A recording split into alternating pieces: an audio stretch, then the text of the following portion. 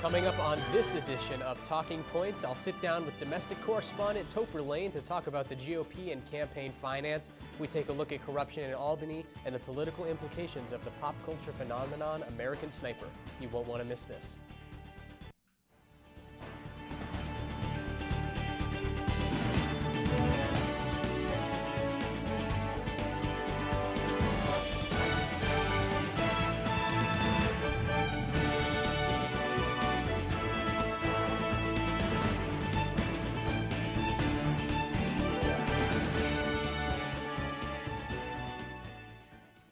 Good evening and welcome to Talking Points. I'm your host, Max Darrow. Before we get into the show, let's take a look at some of the top news stories of the week. More than 100 people across the country have reported cases of the measles since the beginning of the year.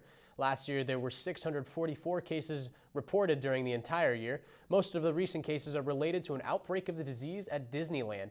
And Jordan is taking revenge on ISIS after the group released a video showing the murder of a Jordanian pilot. The pilot was burned alive. In response, Jordan executed 2 political prisoners, one of whom ISIS had previously requested in a prisoner swap. They have also carried out renewed airstrikes on Syria. Jordan is a member of the President Obama's coalition against the group. And at least 30 people are dead after a plane crashed in Taiwan last week. There were 58 people aboard the flight when the plane hit a bridge and crashed into a river.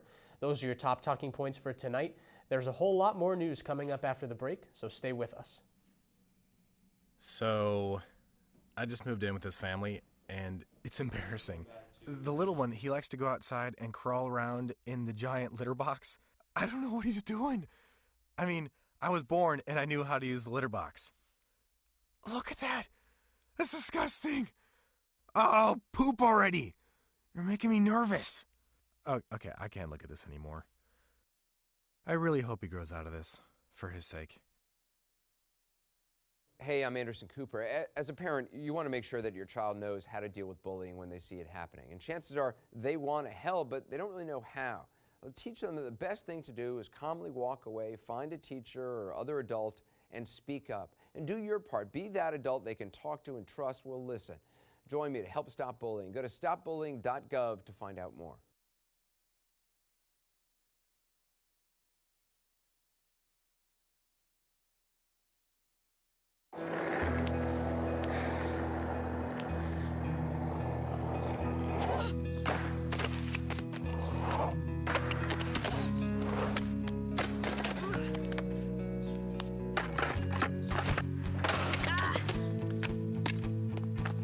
Learning how to kickflip 6 stairs takes determination.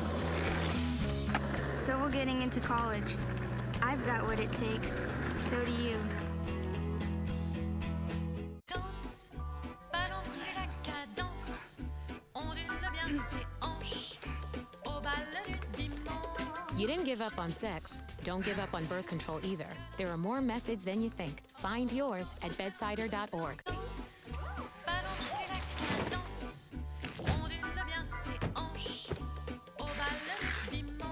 You didn't give up on sex. Don't give up on birth control either. There are more methods than you think. Find yours at bedsider.org.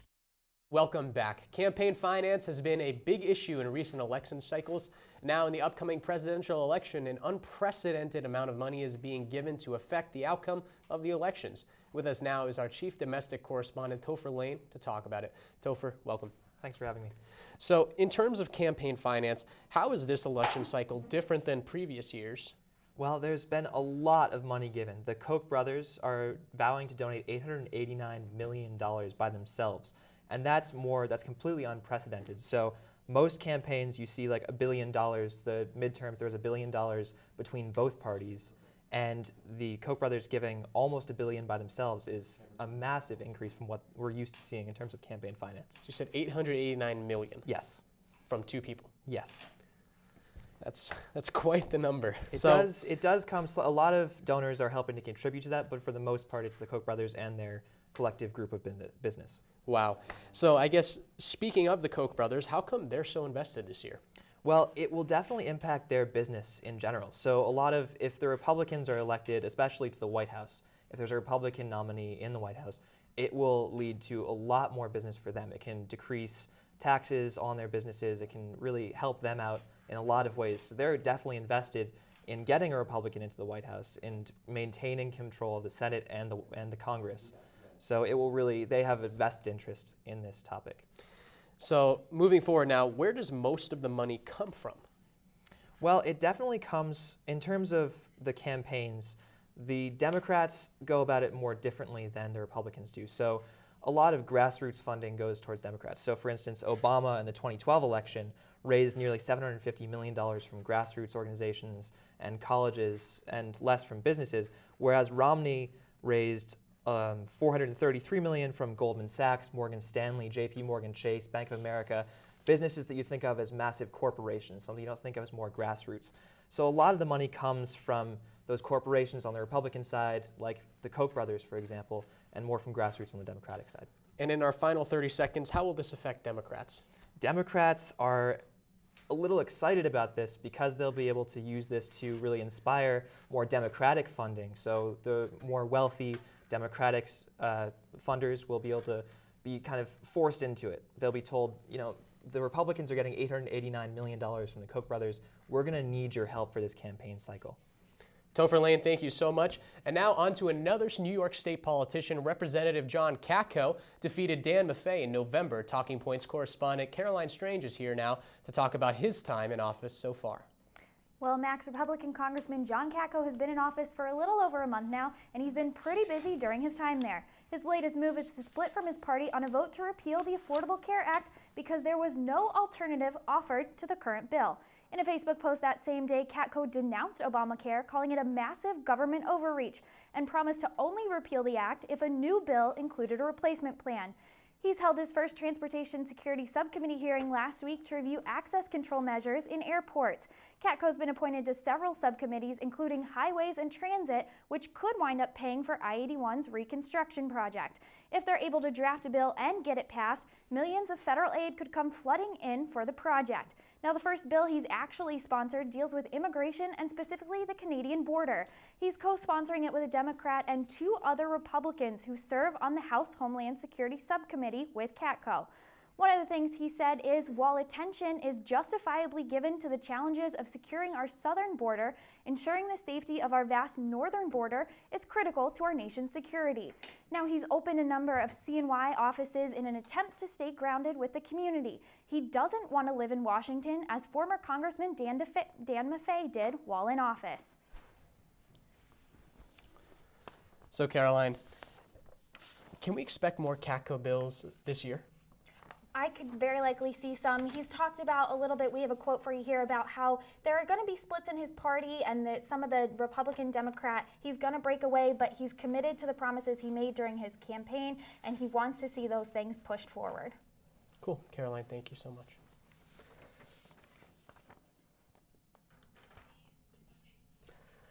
And coming up after the break, a look at corruption in Albany and the budget in Washington.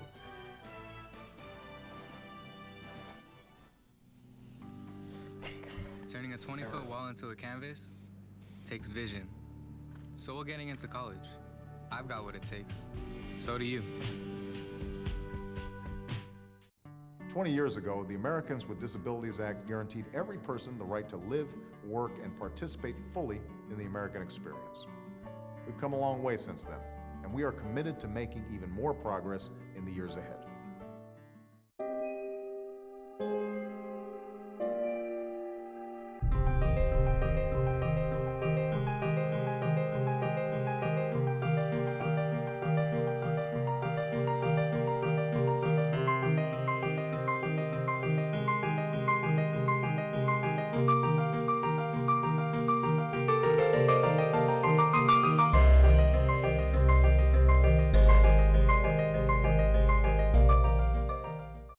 Packers. Viking. Packers. Viking. Viking. Red state. Blue state. Vegan. Carnivore. We come from different places. Uptown. Downtown. Night owl. Early bird. We come to different conclusions. Half empty. Half full. But when we live united, we create real, lasting change in the building blocks of life. The education, income, and health of our communities, Live. our families, United. even the person next to us. Live united. Real change won't happen without you. So give, advocate, volunteer, live united. Sign up at liveunited.org. And after 21 years as Speaker of the New York Assembly, Sheldon Silver was forced to resign last week after facing federal corruption charges for allegedly taking more than $4 million in kickbacks. Talking Points correspondent Jonathan Olens is here to discuss the implications of his case in Albany and what may happen next. John, good evening. Good evening to you. So, giving us a quick background of Sheldon Silver might help our viewers understand what's going on. Well, Sheldon Silver, like you mentioned, has been the Speaker of the Assembly for the last 21 years. He's also 70 years old now. He resigned on Friday, January 30th, due to pressure from his party and from other members of the Assembly. And this is due to this is due to him facing federal corruption charges due to him allegedly taking over $4 million of kickbacks. And he was replaced on an interim basis at first by Majority Leader Joseph Moran of Rochester, so of nearby from here. And then recently, as of Tuesday, the new speaker was elected, and that speaker is Carl Hastie of Bronx, and also a Democrat. Okay, so you said Carl Hastie is now taking his place. Can you give us a background about him as well? Who is Carl Hastie? Carl Hastie is also a seasoned member of the Assembly. He's also a Democrat. He's, like I mentioned, he's from Bronx, and and when he was elected as the Speaker of the Assembly, he became the first ever black Speaker of Assembly in the state of New York. Okay. Now, moving to the higher-ups now, where does Governor Andrew Cuomo stand on the issue? How does he feel about this new election? Well, for corruption as a whole, during the last couple of years when he was governor his last term, and during now, he's said that corruption is one of his major topics that he wants to tackle because of all the history that's been going on in Albany with corruption over the years. During his first term, he made fighting off corruption and fixing the state ethics part of his main initiatives by establishing the Moran Commission. And the Moran Commission was in order to probe the systemic corruption and the appearance of such corruption in the state government and the political atmosphere as well. And Cuomo has made this one of his big issues of trying to combat and try to deal with the fact. And so in a way, he's happy that something is happening. However, he was also surprised with the fact of Silver, because he was surprised that Silver was arrested and is now facing charges. Okay. How did New Yorkers react, and how are they reacting now to the new speaker? They're happy that something is happening with corruption because the majority of New York has been thinking that it's been a huge issue. During this past election, during the governor's race, according to a Siena poll, 18% of New Yorkers who were voting and who were polled thought that corruption was the single most important issue of the election. And also, according to another poll, the Quinnipiac poll during the election as well, 48% of the voters thought that Governor Cuomo was part of the problem and not the solution. And despite these numbers, the assistant director thought that Cuomo was going to have no problem with facing re-election, and we saw that the case. But it definitely seems that, like many of the politicians like Cuomo, much of the New York base and New York people who vote are fed up with all the corruption. Jonathan Olens, thanks so much for being here tonight. And a new year means a new budget. Democrats and Republicans both have things they want to accomplish, but what will they agree on? Here to break down the proposal is Talking Points correspondent Abby Isaacs. Thanks, Max. On Monday, President Obama released his record-breaking $400 trillion budget proposal, boosting domestic and military spending by 7%. The proposal focuses on a few main areas: infrastructure, immigration, healthcare, defense, and climate change. The Defense Department and the Department of Homeland Security would see some of the biggest spending increases. The extra funds will be used mainly to combat growing threats from ISIS and other terrorist groups and help with Border Patrol. The proposal also increases the EPA's budget to help move forward climate change initiatives, including clean drinking water programs. It also beefs up the IRS's budget as the agency begins enforcing new provisions crucial to Obamacare's success. The Department of Transportation would also see a big increase, 31% to be exact. The $23 million operating budget would go towards infrastructure reform, like repairing and improving roads and bridges. In addition, he calls for funding to pay for free community college, more generous child care subsidies and education tax credits, paid sick leave, expanded unemployment benefits, and tax credits for two-earner middle-class couples. With this huge increase in spending, where is this money going to come from? This is one of the most controversial parts of the proposal. Obama wants to tax wealthy corporations on profits made overseas. Not only does this tax generate more federal revenue, it also encourages domestic profits, creating more jobs in America. Obama also proposed a new immigration law that would lift the economy with millions of newly legalized tax-paying workers.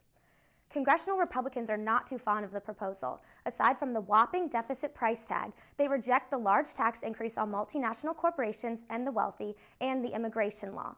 They believe the plan is not balanced. Republicans also want to free the military of automatic spending caps, known as sequestration. However, Obama said that he will not accept this without relief from domestic programs as well. Although the two parties disagree on a few major issues, there are parts of the proposal that they are expected to agree on. Compromise may be reached on the expansion of the Earned Income Tax Credit for the working poor, a revitalized Pentagon budget, and a surge in spending on infrastructure. If the proposal passes, a lot of groups would reap the benefits. More immigrants would be able to get jobs, especially in the infrastructure sector, boosting the economy. The proposal is also favorable to citizens with investments in transportation and the lower class. However, the budget would hurt the upper class and multinational corporations because of the increased tax. There's going to be a lot of debate and compromise to determine the final budget, so stay tuned for the final terms. Abby Isaacs, thank you so much. After the break, a look at the film American Sniper and why everybody's been talking about it. Stay tuned.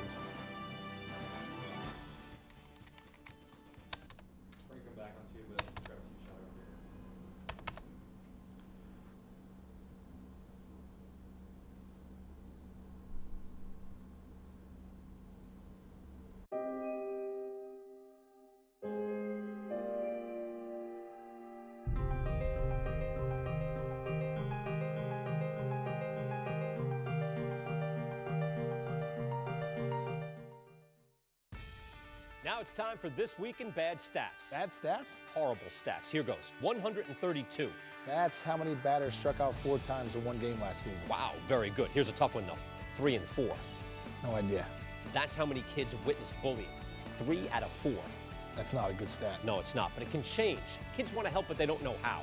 Visit stopbullying.gov and give them the tools they need to help prevent bullying. There are plenty of safe ways kids can help at stopbullying.gov. Hey, my name's Katie and I'm in the 9th grade. I'm an A average student and I'm an athlete working towards a scholarship. And everybody tells me how much potential I have. But I just wish someone would tell me where my next meal is coming from.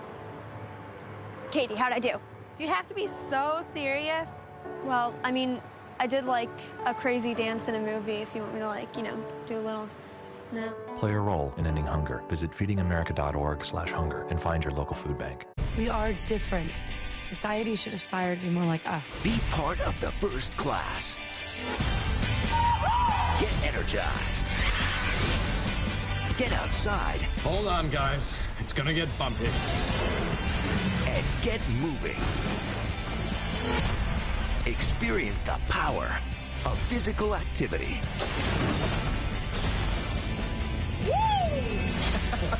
Join the movement at ActionHeroAlliance.com.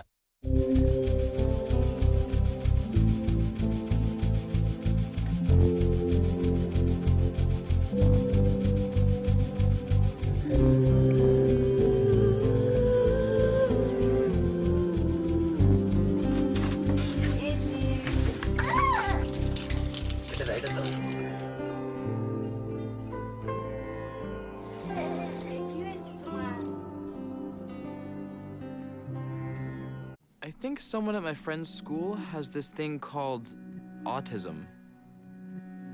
My friend's brother's son has autism. My neighbor's son has autism. My son has autism. Autism is getting closer to home. Today, 1 in 88 children is diagnosed with autism. That's a 1,000% increase in the last 40 years. Learn more at autismspeaks.org/signs. Welcome back to Talking Points. The film American Sniper has got a lot of attention, both good and bad, on social media since its release. Let's take a look. Let me ask you a question, Chris. Would you be surprised if I told you that the Navy has credited you with over 160 kills?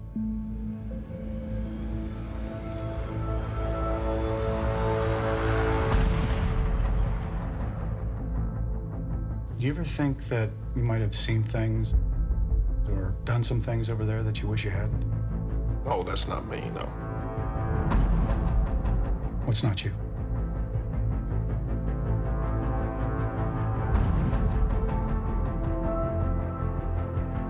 I don't tell you enough. I'm so proud of you.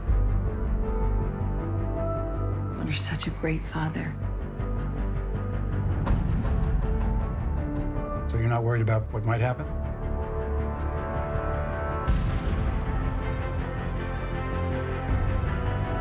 I'm willing to meet my creator and answer for every shot that I took. I'll pick it up. Drop it.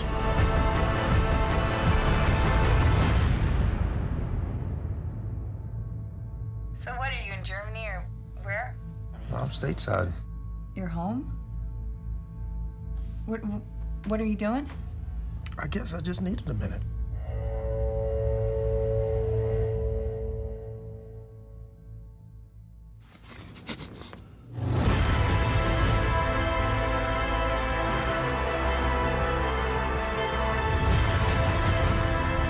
The thing that haunts me are all the guys that I couldn't save.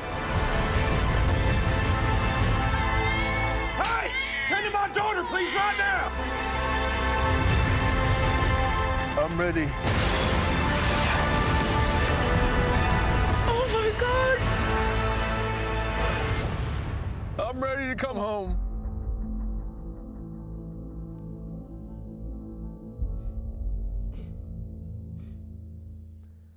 Citrus TV's Johnny Oliver joins me now to talk about the controversy surrounding the film. Johnny, thanks for being with us tonight. Yes, sir. Pleasure being here.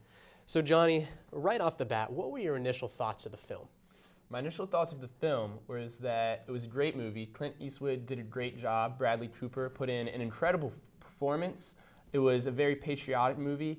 I definitely would have liked to see more of the Iraqi side of it. Every Iraqi in the movie was either portrayed as a brutal terrorist or just a helpless victim. Okay, now, how did the movie make you feel? It made me feel patriotic, number one. Number two, just a little bit disappointed, because if it had shown that Iraqi side of the story, then I think you definitely would have had a more complete tale, or even just more than someone's eyes besides Chris Kyle, because it really only focused on the war through his vision. It was very tunnel vision through only him. So you've talked about only seeing the war through Chris Kyle's eyes, the poor portrayal of the Iraqi people. I'm going to push you even deeper. Was there anything else about the movie that really just didn't sit well with you? Yes, there was one other thing that did not sit well with me at all, and that was in the beginning of the movie, you see Chris Kyle watching 9/11 happen on TV, and the next thing you know, he's enlisting in the military, and that would very much suggest, well, he goes to Iraq to enlist in the military, and that would very much suggest that Iraq was behind 9/11, and that's a very troublesome narrative that has since been proven false. So, switching gears now, Twitter has been blowing up with reactions from celebrities, from notable just people in America, and just citizens. So what do you think of the whole Twitter reaction? I think that it's very difficult to express yourself in only 140 characters on this matter. Michael Moore, the famed director, he came out and said something about snipers, and his views were taken totally out of context. Going out of context, I guess, do you think there were any other celebrities or famous people's views that were taken out of context? Yes, Jonah Hill spoke about it, and he mentioned that it was like a part of the movie Inglourious, and he also came out and said that these aren't my complete thoughts, and he went on to explain his full opinion on the movie. Did you see Seth Rogen's opinion at all? Yes, I did. Excuse me, it was Seth Rogen, not Jonah Hill. Two are very commonly mixed up. Yes, absolutely, it's understandable. He was the one who was talking about it, and he went on to fully explain his thoughts on the movie. So today actually was the beginning of the search for jurors in the trial for Chris Kyle. Where do you think that's going to go? It's a very difficult situation because they are looking through 800 people to search for jurors, and it's such a small town where they are trying the accused person that just about everybody has either heard of Chris Kyle and they know the story, or they've seen the movie and or read his autobiography. And I know the attorney for the accused is looking to have the trial moved in order to have a fair trial. Do you think Clint Eastwood was pushing an agenda by releasing this movie in a strategic way right before the trial? No, I don't think he was pushing an agenda, but I can see why it came off that way. Because I think his goal was to show the war strictly through Chris Kyle's eyes. Now, it's almost like a metaphor for a sniper. A sniper only sees through that barrel of the gun. It's very pinpoint vision, and I think that's how it came across in the movie. So, the entire reaction to the movie itself, the trial starting, what is this going to do to the legacy of Chris Kyle? I think it certainly helps because I don't think many know about I don't think many people have read his autobiography. I think this depiction of Chris Kyle is really what the general majority of America knows about him. So I think it helps him a lot. And I think in the movie, he is portrayed as a hero. I personally just got the autobiography. I just saw the film. Definitely, it's going to do a good thing for his legacy, in my opinion, as well. Johnny Oliver, thank you so much for being with us tonight. Thank you for having me. In this final segment of the show, I'm going to preface it with this is an explanation of my own personal opinion on American Sniper. These are not facts. There isn't a right or wrong answer, and these are solely my views and my beliefs. Like I just mentioned, I, for one, thought it was a beautiful expose of a veteran's incredible story. Right off the bat, people need to remember that this film is based on a true story. It is based on an autobiography. So when people say this movie is a farce, a lie, inaccurate, they have some validity because it is a blockbuster film, not a documentary. Now, unlike many other present-day war films, American Sniper shows the atrocities of both war on the battlefield and away from the battlefield. Yes, it glorifies war in a way, but it also shows how gruesome war can be, or at least as gruesome as Hollywood allow it to be. Well, this doesn't even come close to the real thing. So the hot question surrounding the controversy is, was Chris Kyle a hero? To some, like Michael Moore, he wasn't. He tweeted, "Snipers aren't heroes," and indirectly called the late Kyle a coward. Others, like Kid Rock, feel the exact opposite way. But you know what? People are allowed to disagree. LeBron James could be a hero to some people and a coward to others. President Obama, a hero to some, a coward to others. And the same goes for Chris Kyle. People are entitled to their own opinions, and there is no right or wrong answer to this question. Now, you may be thinking, do I consider Chris Kyle a hero? My answer, yes. War isn't a pretty thing, and oftentimes people are forced to make decisions that they don't really have any positive outlets. Is Chris Kyle a hero to me for being the most lethal sniper in American history, recording 160 confirmed kills? No. But Chris Kyle is a hero to me for putting his life in constant danger to protect America. Did he have to do some terrible things? Yes, I'm sure he did. But he probably didn't have a choice, and if put in some of the situations Kyle was put in, I'm sure most of us would do whatever we needed to do to survive. Now that's all the time we have for tonight. Thank you so much for watching Talking Points. Make sure to check us out on Twitter, Facebook. Tune in for Citrus TV News live at 6 tomorrow night. I'm Max Darrow. Good night.